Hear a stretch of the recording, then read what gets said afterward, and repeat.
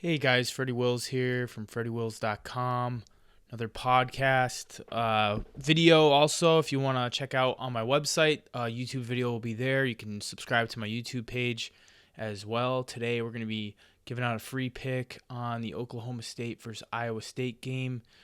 And before we do that, I wanted to get into it. We are now 72-53, dating back to the 2015 season. So over the last 5 years on our free plays, plus 20% return on investment, 3-2 this year. This is my trend off of my homepage, sharing my screen here, so you should be able to see that. So that is what's going on there. Free picks are always typically 1% plays, and I personally play these. I also personally keep them part of my records, which if you've listened to me, you know I take seriously. I can't tell you how many guys don't have their records even kept on their website. It doesn't mean that they're not honest, and I'm not saying that, but I never want anyone to question anything. And let's be honest, there's a definite stigma with sports handicappers, but for me, I've been doing this for 12 years now. I always want to be honest with you, and this is why I release all my plays 1 minute after kickoff. They're time-stamped, released in my records table at FreddieWills.com. You can actually go there. Here's my website right here. And from the homepage, obviously I have, and you can see my last YouTube/podcast right on the front there. Down at the bottom here, you can see my last 20. You can go back over 7,000 records. Or you can click a button right here, export, and it will pull up all my plays that I've ever made. So dating back to 2009. And you can sort them however you want. That's where my trends come from. But, I don't know any other handicapper that does that allows you to export all of their records with the click of a button. There's no other handicaps out there that allow themselves to be that vulnerable or transparent with their clients. For me, it's one of the most important things. So I obviously I always talk about this on my podcast. I continually want to preach it because if you guys can trust me and then I win, then that's a win-win for me because that's what I want to do is win for you and obviously win for myself. But if you guys are just taking this information and you're not taking it seriously and not trusting what I'm saying, at least the fact that my records are released, my plays are released 1 minute after the game, you know that I'm not bullshitting anybody. So let's get into today's play, and then I can share my screen some more, and we can look into live money report. Got some other premium plays up here already. Missouri, Tennessee game. We have a moneyline dog of the week this week. We've got a teaser play finally in college football. Feel very comfortable with that teaser. I think we're getting some good value there. And then we have an SEC dog of the week, as well as an NFL total up already. Been just killing it in NFL. So I know this is a college football podcast, but NFL has been saving me some college football weeks, as we said. So make sure you check it out all at FreddieWills.com. And I have a $75 package up this week, guaranteed profit or your money back. And as you can see, I already have 6 premium plays, including tonight's game between Louisiana Tech and BYU. So I'm going to have at least 4 for NFL Sunday. So make sure you check out that package. Just $75 guaranteed profit or your money back. So let's get into it. Oklahoma versus Iowa State. This is a very interesting game. I'm going to go out and take Iowa State plus 7 for a 1% free play. It's easy to say Oklahoma will just rebound after the Kansas collapse. Ironically, Oklahoma was my free pick last week at minus 28 or 27.5. I got it early, 27.5 when I released the free pick. And listen, they had a 21-point lead multiple times in that game, and they just couldn't get that last touchdown and really put Kansas State away. So anyways, Oklahoma, if you think they're just going to rebound here, I don't know that that's necessarily going to happen. A lot of these guys probably on the team, the players probably think, hey, man, our college football playoff hopes are probably over. And we saw the same thing last year with Oklahoma with playoff hopes alive. They went 1-4 against the spread to close the season with an average margin of loss against the spread of 9.5 points per game. And then we saw on the flip side, after Kansas State, who also beat Oklahoma last year, they went on to cover 3 of their final 4 games, so there was no hangover for Kansas State either. Iowa State, on the other hand, has had Oklahoma's number covering the last 4 meetings since Matt Campbell came aboard here, including one outright upset. I think they were a 30-point dog in that game.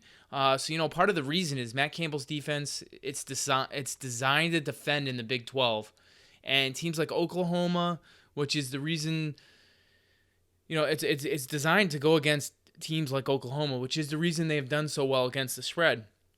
And this one pause for concern here, and probably one of the biggest reasons it's a free play. I still really love it. I really think Iowa State's going to have a chance to pull this upset. This is the lowest spread by far over the past 4 years. Again, that kind of gave me pause for concern when you look at the last 4 meetings. And Iowa State was a 21-point dog, a 31-point dog, a 18.5-point dog, a 14-point dog last year in their 1-point loss.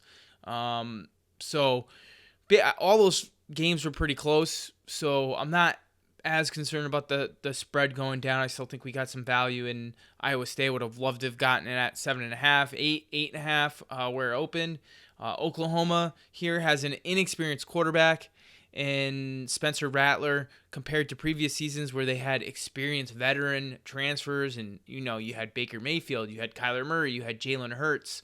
Rattler may be the best quarterback of them all as far as talent, and that's saying a lot because the other 3 guys are in the NFL. 2 of the 3 were Heisman Trophy winners, and Jalen Hurts was a runner-up, so that's saying a lot about Rattler. You can see when he throws the ball, but he's still a redshirt freshman who didn't even play a full year his senior year in high school. He'll not go into this game going up against a 3-3-5 defense, which we know give quarterbacks issues the first time they see it.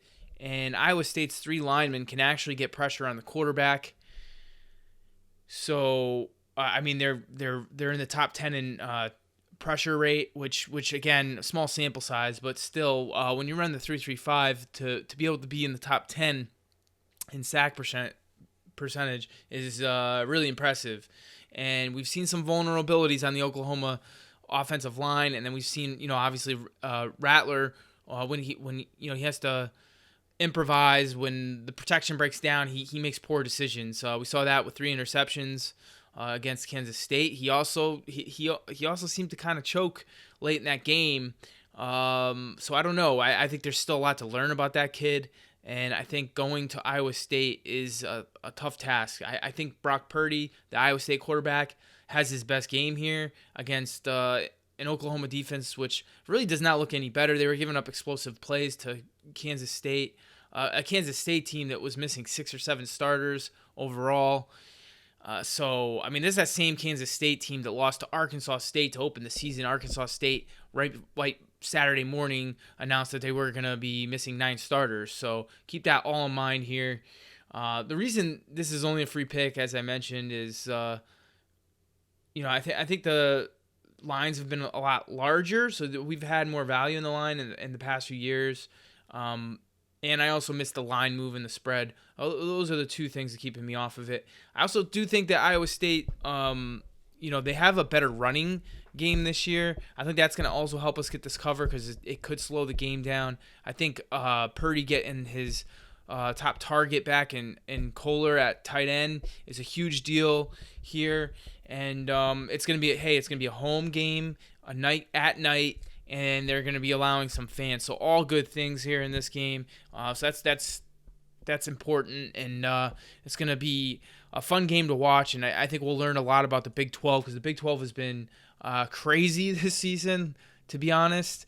But that's my opinions on that game. So wanted to, and if you guys are on the podcast, I'll do my best to explain, but if you're watching on YouTube, it's a great visual to just go over some of these games, and I'll offer some quick thoughts if I looked at them or if I have a premium play or any other tidbits that come up into my brain while we're doing this, because at this point I believe I've concluded. There's one play that I'm waiting for a line move on, but other than that, I've concluded my college football card for this week. So I'm just going to go over some of where we're seeing the bets and the money. And I use the Action Network, but I also use some other websites as well. This one's just visually the best. But I would be careful with these. I don't honestly completely 100% trust this information that they get from, I'm guessing, a handful of sports books. Because I really don't think sports books want you to know where they're taking money on each side. And I know there's a lot more that goes into it, and it's more complex. But I really don't think that they would freely offer up that information. And then you have, sports book makers from offshore getting on other people's podcasts to talk about it. I mean, it's just kind of weird. More like a conflict of interest, if anything. So let's start off with Friday night's game. Louisiana Tech traveling up to BYU. This game opened at 21.5. We've seen, it's kind of strange. I mean, we've seen 61% of the bets, 71% of the money on Louisiana Tech, probably because of, Skip Holtz past with his success as an underdog. And look, the spread's going the other way. If you're getting all that money on Louisiana Tech and the sports books were maybe nervous about that, you would probably see the line move from 21.5 to 20 and a half, 19, but we didn't see that here. It got all the way up to 24 and a half before it's dropping back down to 24. So that to me is interesting. Both these teams had COVID issues where they had to cancel games in the past. BYU has been, great offensively and defensively, but we really don't know based on who they played with Navy and Troy. So I do have a premium play in this game, very small take, a 2% play. So check that out. It's just $10 guaranteed or your money back. Arkansas State Coastal. I originally leaned Arkansas State here. Coastal. The money scares me a little bit here, where it looks like almost everybody is taking Arkansas State, and I talked to a couple of handicappers who were on Coastal. I just didn't really get a good feel of this. The one thing I'll say is Arkansas State seems to always dominate in Sun Belt play. And I know Coastal is a team that's trending. They beat Kansas. Worth noting, Kansas had how many missing starters? If I was going to go anywhere in this, I would go Arkansas State. I just kept it off my card. Missouri versus Tennessee. I'm not going to touch that game because I have a premium play on it. East Carolina, Georgia State. 86% of the money on Georgia State here, and it's moved up from pick to -2. I have an opinion on this game. I didn't make my card. It might, so I'm just going to leave it at that. South Carolina, Florida. 50 tickets and money is about even. Slightly more money on Florida, 52%. But the spread has come down here from 19.5 to 17.5. Look, I bet on South Carolina last week, and I bet on Florida. South Carolina got me the push. Florida got me the cover. South Carolina, I think they played right with Tennessee last week at home. They were pretty even in yardage. The pick six killed them. They also, I think they had a muff punt at the end of the game. To be completely honest, I fell asleep in the fourth quarter, so I missed that, but I was happy to wake up and get the push. I feel bad for any of my customers that might not have gotten that 4. But when I release the game, I always try to be fair with that. Just like with my records, I try to use the lines that are out there. I use a collection of sports books. So I don't ever give out something that I'm not betting. So if a 4 was out there and a bunch of sports books, but I only had a 3.5, I'd give out a 3.5 to clients. So I try to be really, really fair with that information as well. So pushes suck. I hate pushes. South Carolina at that game, they could have game went either way. They just couldn't force turnovers, and they had 2 turnovers. Going into this Florida game, Florida's defense looked really bad against Ole Miss. I don't know what that was. They looked like they couldn't cover. They got no pressure. So that concerns me going into this game just because Colin Hill, quarterback of South Carolina, Mike Bobo, they want to push downfield a little bit. So I think South Carolina could score here, or we could see a totally different Florida defense show up here. And we know Florida can score. So it's interesting. Obviously, Will Muschamp coming back to Florida. I lean Florida in this game at -17. If it got to 16.5, maybe. But I probably am staying away. There's other games on the board that we can play.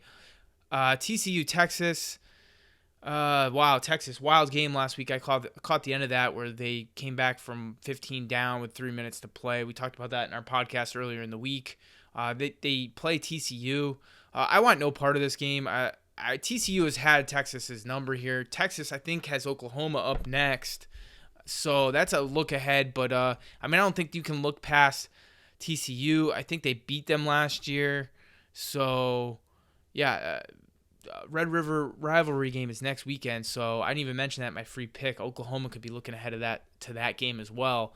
TCU, I just have questions at quarterback with Max Duggan, his health issues with his heart. Like, is he going to play the whole game? I have no idea. Probably not. He's not fit. Gary Patterson even said that, and it's a huge drop off with the next guy down the list. We saw that last week against Iowa State. So I just stayed away. I like this Texas team. I just don't like them as a double-digit favorite. I can't play them. Baylor, West Virginia. I'm not gonna touch that. I have a premium play in it. NC State, Pittsburgh. Pittsburgh's defense is the real deal again this year, it seems, and even with a key defensive lineman that's going to be a first-round pick opting out before the season. So that's impressive what they've been doing early this year. And NC State has some question marks after, they played so well against Wake Forest for whatever that means. I don't know. Their defense looks like really, really bad. I don't know how many people – I didn't watch the game. I saw the final score. Virginia Tech sat out a bunch of people, and they were still able to dominate and cover against NC State last week. I wouldn't overreact to one game. So, and look at this line. 37% of the bets, but 83% of the money. And it looks like the sports books were a little concerned, so they dropped this a point from 14.5 to 13.5. That's a 1 point move over a key number. So that's a big move for NC State there. I might have to write that one down because that one looks like a red flag. Like, I want to say a trap. So I get a chance to look at that game. I looked at NC State week 1. I wanted to bet them against Wake Forest. They would have covered, but I couldn't pull the trigger. Probably because I bet them last year against Wake Forest at home, and that was a miserable game for me. I bet NC State a couple times last year, and they had like so many turnover issues. So, yeah, that's what's going on there. We can move down this game, this board a little bit more here. Memphis SMU is going to be a really interesting game. Memphis, I think, hasn't played in a few weeks, and SMU has been kind of clicking, but SMU's always had issues with Memphis, and I don't know anybody honestly, I don't know anybody that's not on SMU this week. So that was a shootout last year. I think it was like 56-48. Memphis won. So this game's going to be interesting. The spread, I know, was jumping around quite a bit. I think we saw SMU +3, but now I guess you can get either team as an underdog here. 64%, 68% of the money is on SMU at home here, probably for the reasons we discussed.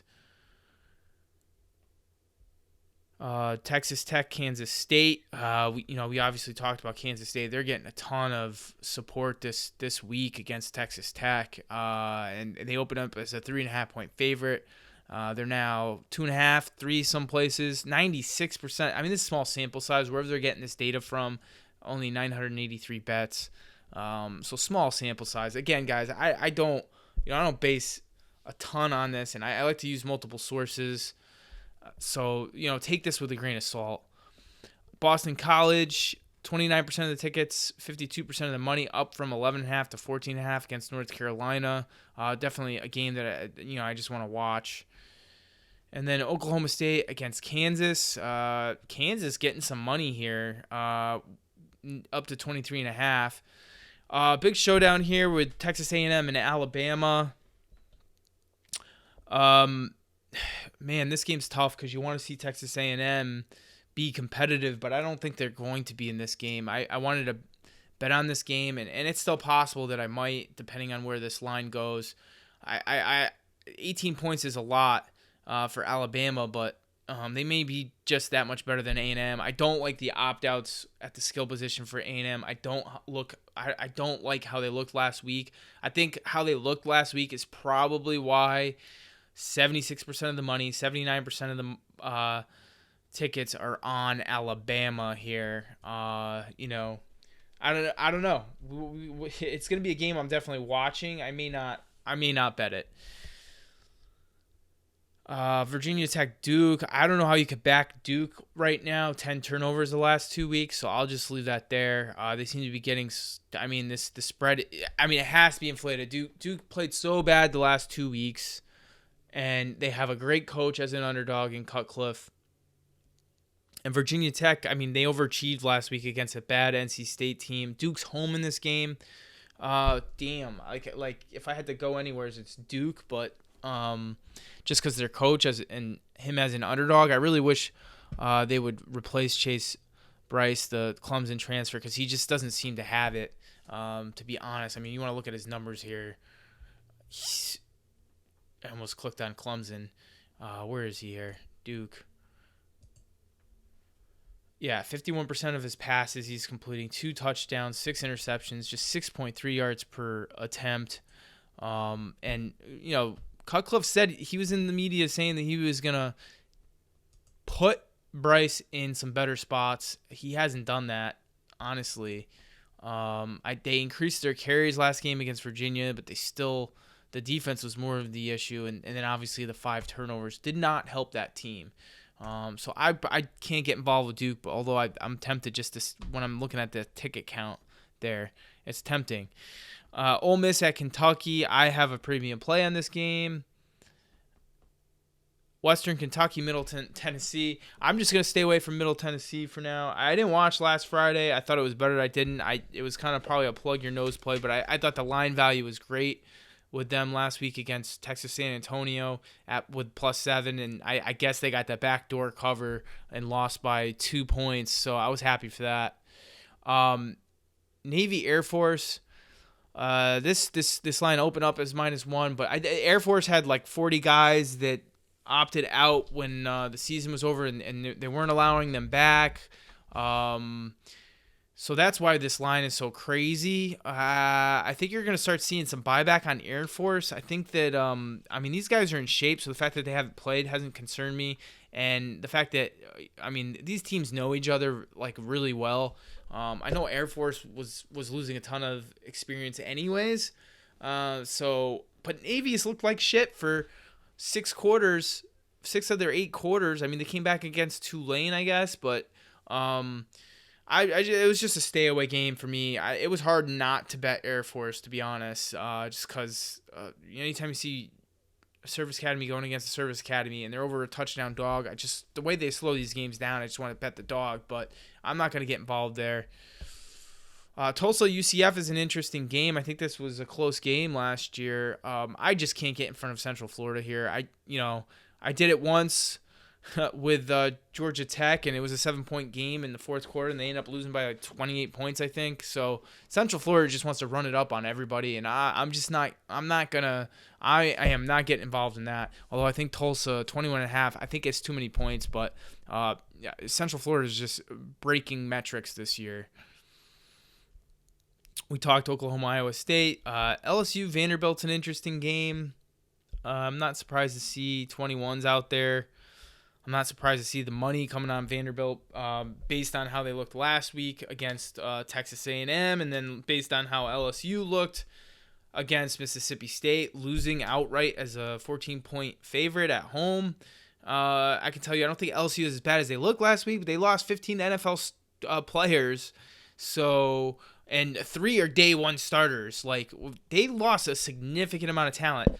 Add in the fact that they lost their offensive and defensive coordinators, and the guys they brought in are running different systems, and in a shortened season, I'm kicking myself for not backing Mississippi State last week. I really thought it was a good play. Georgia, Auburn here. I guess this line moved today because last I looked, it was 6.5 still. I do have a premium play on this game, so you can check it out. That spread does not bother me at all. I don't want to give anything else away with that. Arkansas, Mississippi State, got a premium play on that. Virginia, Clemson, it's a repeat of last year's national or ACC championship game. Virginia lost a ton. I mean, they looked good against Duke for whatever that's worth. It just need more data on Virginia. Clemson, you never don't know when Dabo is going to call off the dogs or not. So I'm just going to stay away from that game. So that kind of wraps things up. I'm going to be subscribed to my premium pick newsletter. You can do so by going to freddywills.com, and right at the top here above the YouTube video, you will see where you just put in your email address. I don't spam you or anything like that. It's just one play once per week. It's separate from my free pick. It's something that clients pay for.